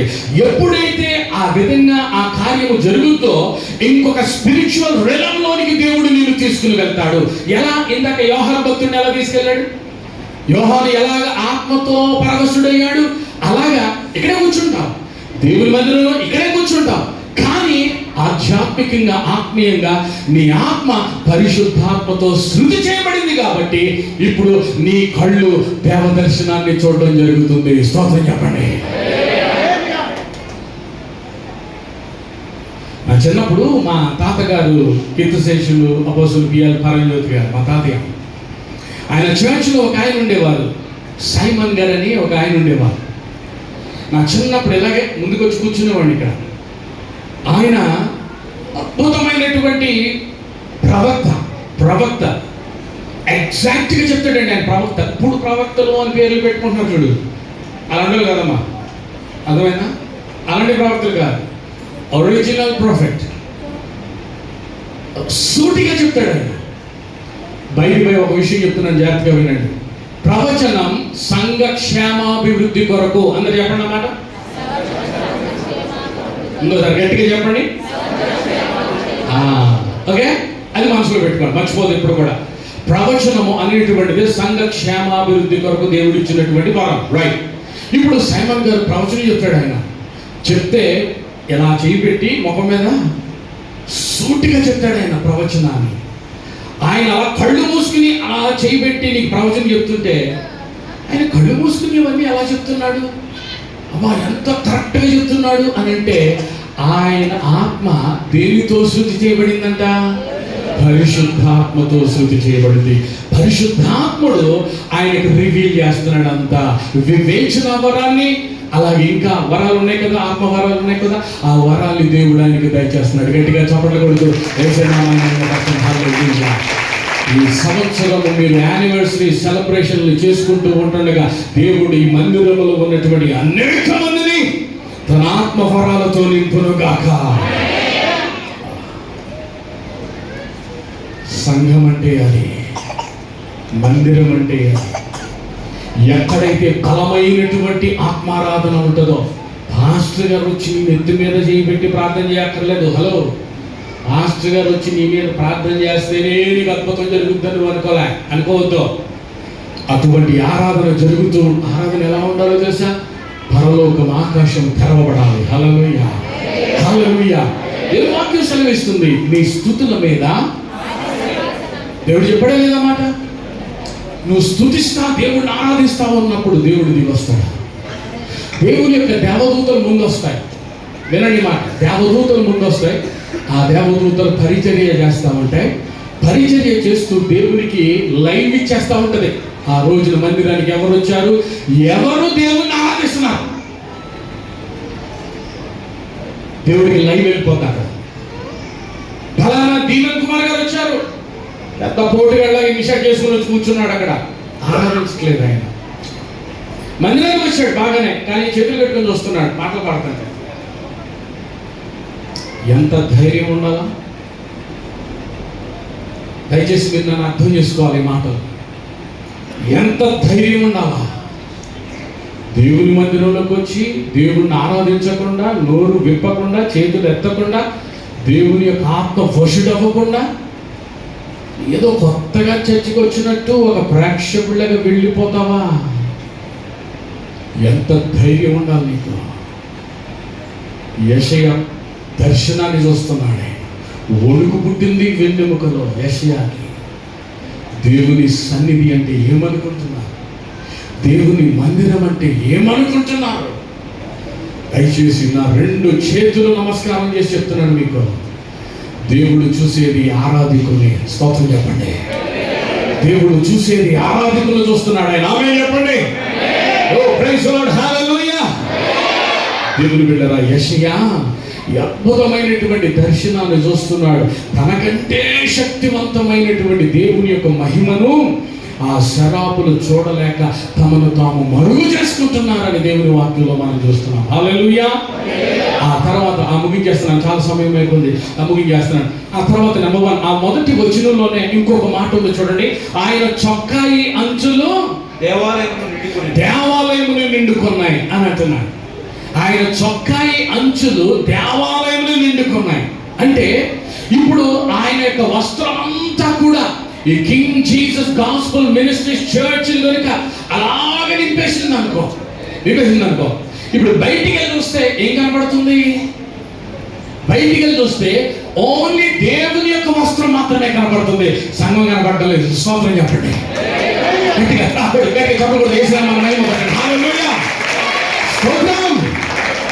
ఆయన చొక్కాయి అంచులు దేవాలయములు నిండుకొనగా. What an experience! I want every member of this church,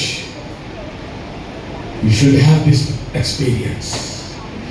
ఆదివారం చర్చికి వస్తున్నావు, వెళ్ళిపోతున్నావు, వస్తున్నావు, వెళ్ళిపోతున్నావు, వస్తున్నావు, వెళ్ళిపోతున్నావు. ఏమనాలా?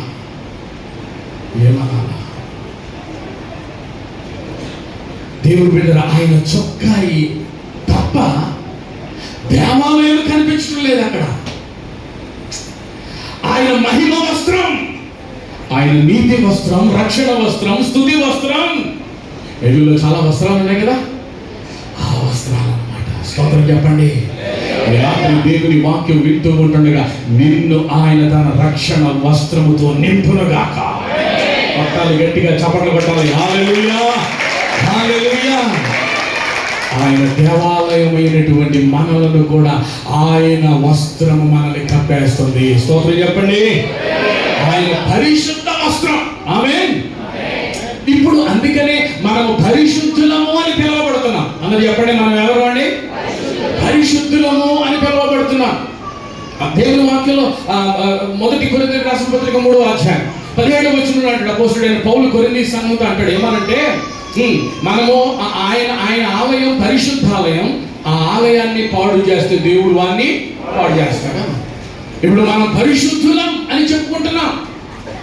నిజం చెప్పండి సార్, నిజంగా మనం పరిశుద్ధులమా చెప్పండి. అసలు మన పరిశుద్ధులమా? అసలు మన సంగతి అంతా కూడా అదంతా ఎందుకు? నా గురించి నేను చెప్పుకుంటా. నాకు పెళ్ళి అయింది, ఏమండి? 1995లో నా పెళ్ళి అయింది. నా భార్య నన్ను చూసినప్పుడు ఏమనుకుని ఉంటుంది? ఒకడు బాగానే ఉన్నాడు, కక్కిలే ఉన్నాడు, అండి గడ్డం బాగుంది. అప్పుడు కూడా ఇదే గడ్డం ఉండేది. నాకు సేవ చేస్తాడంట, వెరీ గుడ్, బాగానే ఉన్నాడు అని ఏదేదో ఊహించుకుని ఉంటుంది అమ్మగారు. అవునా కదా? నన్ను చూసిన వెంటనే నా లోపల ఏముందో ఆవిడకి తెలుసా? నన్ను మీరు ఇప్పుడు చూస్తున్నారు ఇలాగా, అబ్బా దీవెన్ కుమార్ గారు కొత్త పైజామా వేసుకొచ్చాడండి, పాత్రి గారి లాగానే ఉన్నాడండి, నమస్కారం అంటారు మీరు. కానీ నా లోపల ఎన్ని మరకలు ఉన్నాయో మీకు తెలుసా? నాకు ఎన్ని యాక్సిడెంట్లు అయ్యాయో, ఎన్నిసార్లు సైతాన్ నన్ను లేపేద్దాం అనుకున్నాడో మీకు తెలుసా? ఎన్ని గీతలు, ఎన్ని మరకలు నా బాడీలో ఉన్నాయో మీకు తెలుసా? అవి మీకు కనపడుతున్నాయా? నా హృదయం ఎంత పనికి మాలిందిగా ఉండేదో, ఎంత ఘోరమైనటువంటి వ్యాధి, ఎంత పాపముతో నింపబడి ఉండేదో మీకు తెలుసా? తెలియదు. మీకు తెలిసిందల్లా ఏంటి? భలే ఉన్నాడండి, కొత్త పైజామా వేసుకున్నాడు, పాస్టర్ గారు ఎవరో కుర్రాడు గట్టి కలుస్తున్నాడు, పవర్ఫుల్గా ఉన్నాడు అనేది మాత్రమే మీకు తెలుస్తుంది. లోపలేముందో మీకేం తెలుసు? యేసయ్య తన రక్షణ వస్త్రాన్ని ఆయన నాకు కప్పాడు కాబట్టి నేను దేవుని బిడ్డగా పరిశుద్ధుడిగా నేను జీవించగలుగుతున్నాను. చప్పట్లు కొడుతూ యేసయ్య నామాన్ని హల్లెలూయా. ఆయన నా కోసం తన రక్తాన్ని చిందించి ఆ రక్తంతో నన్ను కొన్నాడు, ముద్రించాడు కాబట్టి ఆయన తన ఆత్మతో నింపి తన బలమైనటువంటి అభిషేకంతో నిలబడుతున్నాడు కాబట్టి ఈ రోజున నేను ముందుండి నిలబడగలుగుతున్నాను. స్తోత్రం చెప్పండి. దేవుని సేవలోనికి రావడానికి ముందుగా ఆస్ట్రేలియాలో నేను చదువుకునేవాడిని. నా థియాలజీ నేను అక్కడ చేశాను. నేను అక్కడ చదువుకుంటా ఉన్నప్పుడు 3 సార్లు బైబిల్ కాలేజీ నుంచి నేను తట్టా బొట్టా చదివేసి ఇండియా వచ్చేద్దాం అనుకున్నాను. ఈ సేవ ఏమొద్దు, బైబిల్ కాలేజ్ ఏమొద్దు, ఏమర్థమయ్యేది కాదు బైబిల్. వద్దురా బాబు అనుకుని 3 సార్లు పెట్టి చదివేశాను. నా భార్య ఆపింది. దేవుడు ఒక పిలుపు, ఒక దర్శనంతో మనల్ని పిలిచాడు, దేవుని సేవ కోసం పిలిచాడు. ఎన్ని కష్టాలు వచ్చినా, ఎలాంటి అవంతరాలు ఎదురైనా సరే అంతం వరకు నిలబడాలి అని నా భార్య నా కోసం బాగా నిలబడింది, ప్రార్థన చేసింది. అందుకనే నేను దేవుని సేవలో ఉండగలిగాను. రైట్. ఆ తర్వాత మేము కమిట్ చేసుకున్నాం దేవుని సేవ చేస్తానని. అయితే దేవునితో ఒక మాట అడిగాను. నేను చాలా సీరియస్గా ప్రార్థన చేశాను. 1.5 year ప్రార్థన చేశాను నేను. ప్రభువా, నా కుటుంబంలో అందరూ పాస్టర్లు, ఓకే, నా కుటుంబంలో అందరూ బిషప్లు, పెద్ద బిషప్లు, పెద్ద ఆర్గనైజేషన్ హెడ్స్, వాళ్ళందరూ కూడా. నేను కూడా ఒక సేవకుడు, నీకు అవసరం వల్ల మా కుటుంబంలో నన్ను వదిలే, నా పనేదో నేను చేసుకుంటా. అర్థమైందా? నేను ఆస్ట్రేలియా వెళ్ళకముందే మంచి పొజిషన్లో ఉన్నాను. ఒక్క మాటలో మీకు చెప్పాలంటే నేను పట్టిందల్లా బంగారమే. ఏదనుకుంటే నేను అది చేసేవాడిని. కావలసినంతా కూడా దేవుడు ఇచ్చాడు. ఎందుకంటే దేవుని యందు భయభక్తులు కలిగే నేను పెరిగాను. దేవుడు నన్ను ఆశీర్వదించాడు, బాగా ఆశీర్వదించాడు, నాకు లోటేమీ లేదు. కానీ దేవుని బిడ్డలారా, కాబట్టి ఎలాంటి జీవితం ఉంటుండగా ప్రభు నిజంగా నువ్వు కనుక నన్ను సేవ చేయాలి అని కనుక నువ్వు కోరుతున్నట్లయితే నాది ఒక షరతు. అంటే దేవుడికి షరతు పెట్టాను అన్నమాట. దేవుడు అన్నాడు, చెప్పరా అన్నాడు, ప్రభా మా ఇంటిలో మా కుటుంబంలో అందరూ సేవ చేస్తున్నారు కదా, నేను సేవ చేయాలి అని కనుక నువ్వు కోరుతున్నట్లయితే నాకు నువ్వు పవర్ మినిస్ట్రీ ఇవ్వాలి అని అడిగాను. ఏం మినిస్ట్రీ? పవర్ మినిస్ట్రీ ఇవ్వాలి. అందరిలాగా నేను ఉన్నాను, అలాగైతే నేను సేవకు రాను. నువ్వు నాకు పవర్ మినిస్ట్రీ ఇస్తే అప్పుడు నీ సేవలోనికి వస్తాను. కెన్ ఐ విల్ ప్రూవ్ అన్నాడు. స్తోత్రం చెప్పండి. Praise the lord. ఇప్పటికి 40 దేశాలు వెళ్ళిన అడుగు పెట్టిన ప్రతి చోట పరిశుద్ధాత్మ దేవుడు దిగి వస్తున్నాడు. స్తోత్రం చెప్పండి. నేను ప్రవక్తన కాదు, నాకు ప్రవచనాలు చెప్పడం రాదు, కానీ దేవుని వాక్యం అందిస్తూ ఉంటాడు. పరిశుద్ధాత్మ దేవుడు ప్రేరేపిస్తే నేను ప్రవచిస్తా. ఆ ప్రవచనం ఎగ్జాక్ట్గా జరగాల. జరిగితేనే ప్రవచిస్తా, లేకపోతే నేను ప్రవచించను. నేను ప్రవక్తను అని ఎక్కడ మీకు కనపడదు. నేను ప్రవక్తను కాదండి, కాదు. నాకు హీలింగ్ గిఫ్ట్ ఉంది, నేను స్వస్థపరిచే వరాన్ని దేవుడు నాకు ఇచ్చాడు. నేను ప్రార్థన చేస్తే స్వస్థత కలుగుద్ది అని బోర్డు పెట్టుకోను. నేను చేస్తే స్వస్థతలు జరగవు. నేను ప్రార్థన మాత్రం చేస్తా, దేవుడు స్వస్థపరుస్తాడు. దేవుడు స్వస్థపరుస్తాడు. నేను ఒక పోస్ట్ మ్యాన్ మాత్రమే. స్తోత్రం చెప్పండి. దైవ జనాంగము దేవుడు నిన్ను కూడా ఆ రీతిగా ఆశీర్వదిస్తాడు. నమ్మి మాట. దేవుడు అట్టి అభిషేకంతో దేవుడు నిన్ను నింపునుగాక. హల్లెలూయా. అసలు మనకి పరిశుద్ధత ఎక్కడ ఉందండి? ఎక్కడ చూసిన మరకలే, ఎక్కడ చూసిన పాపమే. అలాంటిది దేవుడు మనల్ని పరిశుద్ధులుగా చేశాడు ఆయన. హల్లెలూయా, హల్లెలూయా. ఆయన రక్తంలో కడగబడితే నువ్వు పరిశుద్ధుడవే. చాలా సార్లు పెద్ద వయసులోకి వచ్చిన తర్వాత కూడా వారు ప్రార్థన చేయడం నేను విని భలే ఆశ్చర్యపోతానమ్మా. ఏమంటారు తెలుసా? ప్రభువా నేను పాపిని అని. 70 సంవత్సరాలు, ఎన్ని సంవత్సరాలు? 70 years old. ఆయన ప్రార్థన అంతా కూడా ప్రభువా నేను పాపిని. ఎప్పుడు రక్షించబడతాడో బాబు ఆయన? ఎప్పుడైనా విన్నారా అలాంటి ప్రార్థన? దేవుడు రక్షించాడమ్మా. దేవుడు నిన్ను రక్తంలో కడిగాడు. నేను దేవుని బిడ్డను, ప్రభువా నీ బిడ్డను అని ప్రార్థన చేయొచ్చు కదా. ఈ గానికి నీ ప్రార్థన మారిపోవాలి. స్తోత్రం చెప్పండి. మనం దేవుని బిడ్డలం, మనం ఆమేన్.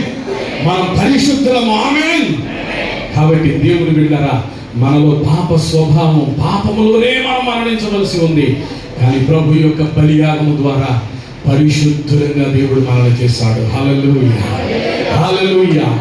ఆయన చొక్కా అంచులు దేవాలయములు నిండుకున్నాయి అని అంటున్నాడు. ఈ నూతన సంవత్సరంలో ఈ king Jesus gospel ministry church ని అట్టి రీతిగా మరొక నూతనమైనటువంటి అనుభవంలోనికి ఆయన నడిపించును గాక.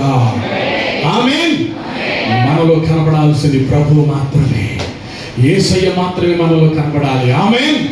ఆ రీతిగా నువ్వు ఎక్కడ అడుగు పెడితే, ఎక్కడికి వెళితే అక్కడ దేవుని యొక్క సన్నిధి నీకు తోడుగా ఉండును గాక. హల్లెలూయా. దేవుని బిడ్డలారా, ఇంకొక 2 పాయింట్లు ముగించేస్తానండి. ఎప్పుడైతే ఈ దర్శనాన్ని ఆయన చూస్తూ ఉన్నాడు, ఆయన యొక్క దృష్టి అంతా కూడా ఆయన తట్టు చూస్తూ ఉంటుండగా వెంటనే యెషయా ఏంటో, ఆయన పరిస్థితి ఏంటో, ఆయన ఎంత అపవిత్రుడు ఆయనకు అర్థమైపోయింది. మొత్తం సినిమా చూపించేశాడు దేవుడు ఆయనకి.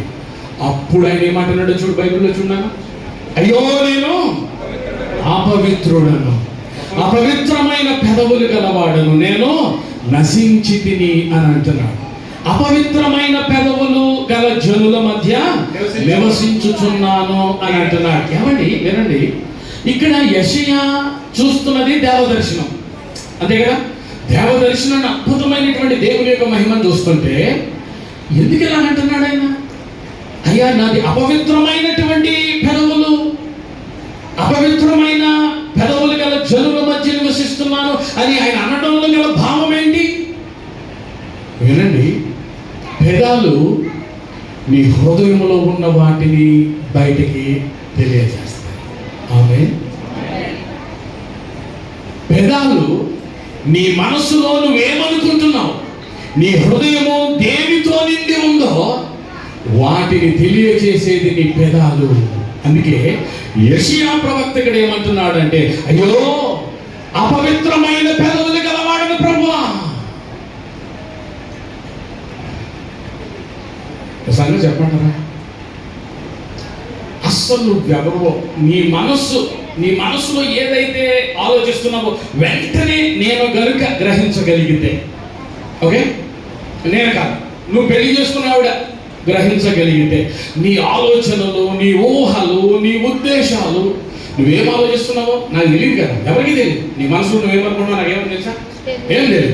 నువ్వేమనుకుంటున్నావో ప్రతిదీ కూడా ఏది నాకు వచ్చేస్తుంది అనుకో, ఓహో ఈయన ఇలా అనుకుంటున్నాడు నా గురించి, ఓహో ఈయన ఇలా తలస్తున్నాడు ఇలా అని కనుక వెంటనే కనుక నీ భార్యకు ముందే తెలుసుంటే నేను పెళ్లి చేసుకుంటానా?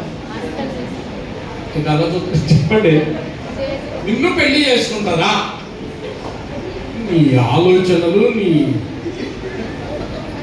చెప్పండి. పాపం ఆవిడికి తెలియదు కాబట్టి దేవుని కుమారుడు పుట్టుకుని చేసేస్తాడు. మీకు అర్థమైంది కదా? ఎగ్జాంపుల్ చెప్తున్నాను. నా మైండ్ కనుక నా భార్య రీడ్ చేయగలిగితే ఎంత దుర్మార్గమైన ఆలోచనలు అండి, ఎంత పనికిమాలినటువంటి ఊహలు, ఎంత పనికిమాలింగా ఆయన చూపులు, ఆయన దృష్టి, ఆయన మాటలు అవన్నీ కూడా డైరెక్ట్ ట్రాన్స్మిట్ అయిపోతున్నాయి అనుకో. అసలు నా దరిదాపులో ఉంటుంది ఆవిడ. మన దేవుడు ఎంత మంచి దేవుడు. స్తోత్రం చెప్పండి.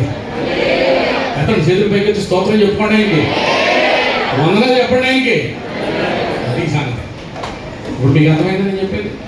అందుకే ఆయన అంటున్నాడు, ఆయన అపవిత్రమైన పెదవులు గలవాడను. ఓకే, వాళ్ళ ఎక్స్ప్లెనేషన్. నేను నశించి తిని అని అంటున్నాడు. తన జీవితం అంతా కూడా తన కళ్ళ ముందు కనబడుతుందండి యేషయ్యాకు. అందుకనే ఆయనలో పశ్చాత్తాపము ప్రారంభమైంది.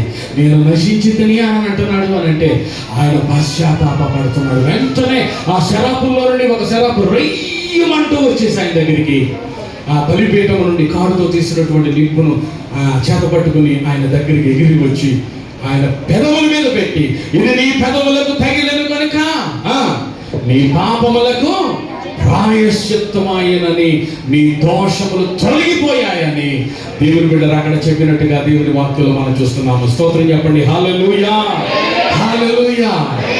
దేవుని బిడ్డరా, ఎప్పుడైతే ఆయన పెదాలు కాల్చబడ్డాయో ఆయనలో గొప్ప పరిశుద్ధత వచ్చేసిందండి.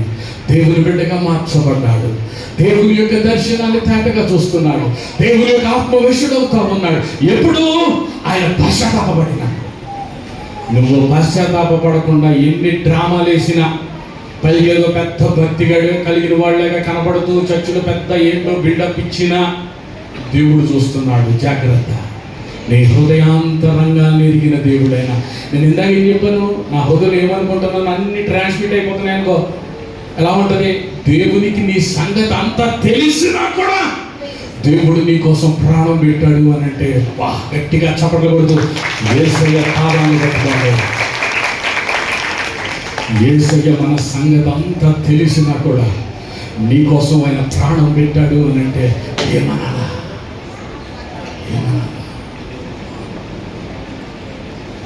దేవుడు